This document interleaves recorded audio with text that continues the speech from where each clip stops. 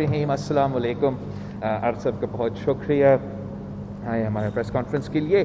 आज एक बार फिर हम पंजाब का शॉर्ट विज़िट को कंक्लूड करते हुए इस्लामाबाद की तरफ जा रहा हूँ और थोड़ा आपको ब्रीफ करना चाह रहा था। एक तो हम बहुत शुक्रगुजार हैं मुस्लिम लीग नवाज़ के वो उनका डेलीगेशन यहाँ तशरीफ़ ले आए। हमारा बहुत तफसील से एक मीटिंग रहा जहां हमने बहुत से पॉइंट्स पे डिस्कशन भी किए, बहुत से जो ऑप्शंस हैं हमारे सामने उस पर गौर किया और हमने अपने फिर कमिटीज़ भी बनाई हैं जो इंशाअल्लाह ताला हमारा ईद के बाद जो जब शहबाज शरीफ साहब सेहतयाब हो जाता है तो ईद के बाद हमारा जो APC हो रहा है उसका जो उस पे जो काम है वो अब से शुरू हो गया है और अपने जमातों की तरफ हर जमात की तरफ के जो नुमाइंदे हैं वो अपना पॉइंट शामिल करके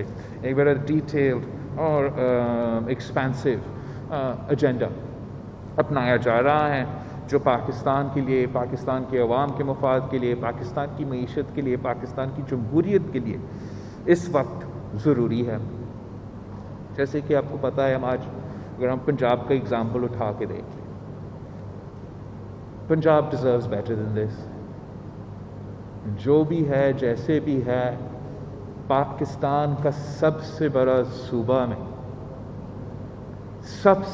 सूबा में आप 2 साल से ऑन ट्रेनिंग वजीर और वजीर आला नहीं रख सकते। पाकिस्तान के सबसे बड़ा सूबा में जब 100 साल बाद एक इस किस्म का वबा आ जाती है तो अगर आपका ऑन ट्रेनिंग टीम है, आप अपना ऑन ट्रेनिंग टीम को हटाते हो और कोई एक्सपर्टीज के जो लोग हैं उनको लेकर आते हैं।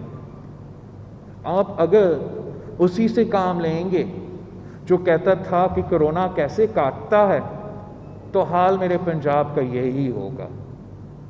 और बहुत अफसोस के साथ कहना पड़ता है कि ये सूबा के पास, जिसके पास सबसे ज़्यादा वसाइल है, जिसके पास इतने सारे अपॉर्चुनिटीज़ थे कि वो इस वबा को बाकियों के मुकाबले में बेहतर संभालते। वो इस वबा के दौरान पंजाब हुकूमत के पास वो रिसोर्सेज थे कि वो ना सिर्फ एक कामयाब लॉकडाउन कर सकते थे जिसमें गरीब अवाम को, ख़ास तौर पे अगर PTI की फेडरल हुकूमत उनको सपोर्ट करते, वो गरीब अवाम को, वर्किंग क्लास को, मिडिल क्लास को सपोर्ट भी कर सकते थे। अपने डॉक्टर्स को फ्रंट लाइन हेडलाइंस आपने जानी। मज़ीद तफसीलात के लिए देखते रहिए ग्लोबल न्यूज़। हेल्थ पैकेज और रिस्क अलाउंस दे सकते थे। टेस्टिंग के लिहाज से पूरे पाकिस्तान को पीछे छोड़ सकते थे, जिससे आपका शराइबात कम होता, जिससे जो लोग बीमार हो रहे हैं उनका तादाद में कमी होता, जिससे आपके मईशत पे जो असरात हो रहा है इस वबा का वो कम होता।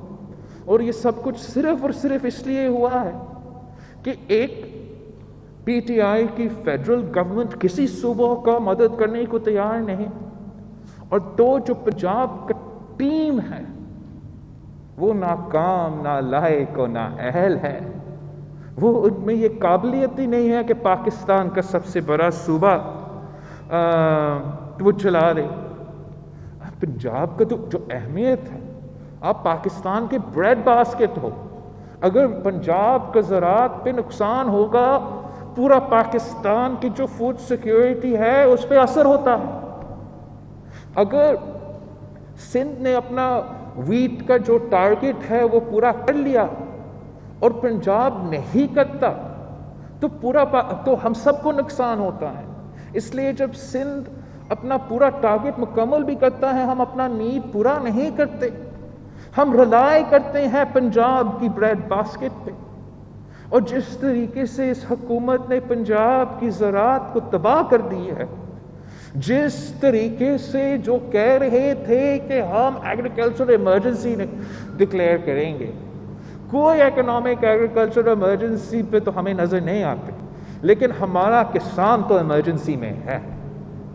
और वो आज से नहीं, कोविड से नहीं, عرصے سے اس ایمرجنسی پہ گزر رہے ہیں. پاکستان پیپلز پارٹی کی جب وفاقی حکومت تھی، ہم نے تو ایگریکلچر بوم لے کر آئے تھے، اور ہمارے سامنے ہمارے کسان کا معاشی صورتحال آہستہ آہستہ خراب ہوتے جا رہے ہیں، اور جس پوائنٹ پہ اب پہنچ چکا ہے ہمارا پورا پاکستان کا زراعت پہ اور فوڈ سیکیورٹی پہ اثر ہو سکتا ہے. ہم مطالبہ کرتے ہیں کہ جو سندھ حکومت نے اپنا فرنٹ لائن ورکرز کے لیے، نہ صرف فرنٹ لائن ورکرز لیکن سارے جو ہمارے میڈیکل ہیلتھ کے تعلق رکھنے والے لوگ ہیں، ان سب کو نہ صرف ان کا تنخواہ مگر ان کو رسک الاؤنس دیا ہے. وہ اس لیے کہ جو بھی صحت کے نظام میں کام کر رہا ہے، چاہے وہ آئی سی یو میں کام کر رہا ہو یا ایمرجنسی وارڈ میں کام کر رہا ہو، چاہے وہ کسی سرجری کر رہا ہے یا آئسولیشن کا کام کر رہا ہے، ان سب کے زندگی اور صحت کو خطرہ ہے. تو اگر سندھ حکومت اپنا فرنٹ لائن ورکرز کے ساتھ شانہ بشانہ کھڑا ہو سکتا ہے، ان کا مطالبات پورا کر سکتا ہے، تو باقی صوبے یہ کیوں نہیں کر سکتے؟ اگر جیسے عمران کہہ رہا ہے، national assembly of the floor پہ کہتا ہے کہ یہ ہمارے جو ڈاکٹرز ہیں، نرسز ہیں، پیرامیڈکس ہیں، وہ جہاد لڑ رہا ہے، تو اس جہاد میں آپ ان کے ساتھ شانہ بشانہ کیوں کھڑے نہیں ہیں؟ وہ ان کے آپ کے اچھے تقریریں کی ضرورت نہیں، آپ کے تالیاں کی ضرورت نہیں، ان کو اپنا حق کی ضرورت ہے. جو ان کا تنخواہ ہے، جو ان کا رسک الاؤنس ہے، وہ پورا کرو. جو ان کا حق ہے کہ سیکیورٹی ملے، سیکیورٹی لیجسلیشن ہو، وہ پورا کرو. نہ پاکستان کے عوام، اور آج اس لیے ہم پنجاب میں بیٹھے ہوئے ہیں، پنجاب کے عوام یہ ان آرگینک سلیکٹڈ جو پنجاب حکومت ہے، جو فیڈرل حکومت ہے، انہوں نے ہر پاکستانی کا زندگی اور صحت کو خطرہ میں ڈال دیا ہے، ہر پاکستانی کا معاشی صورتحال پہ خطرہ میں ڈال دیا ہے. اور اب مجھے تو نظر ہی نہیں آتا کہ ان کا رہنا کا کیا what is the excuse for them to stay in power. جنہوں نے ان کو لے کر آئے تھے، اگر ان کو صاف شفاف پاکستان بنانا تھا، کرپشن فری پاکستان بنانا تھا، تو کیا آج پاکستان کرپشن فری ہے؟ اگر ٹرانسپیرنسی انٹرنیشنل کہہ رہا ہے کہ پی ٹی آئی کی حکومت پاکستان کی تاریخ کا سب سے کرپٹ ترین حکومت ہے، تو فائدہ ان کا کیا ہے؟ اگر وہ خود مانتے ہیں کہ آج بھی پی ٹی آئی کے لوگ خود مانتے ہیں، کارکن سے لے کے قیادت تک مانتے ہیں کہ آج بھی پنجاب میں کرپشن ہو رہا ہے.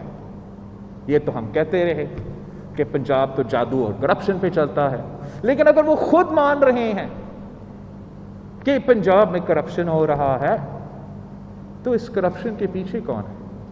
کیا پی ٹی آئی اور نون لیگ آج بھی ذمہ دار ہے آج کا پنجاب کی کرپشن کے لیے؟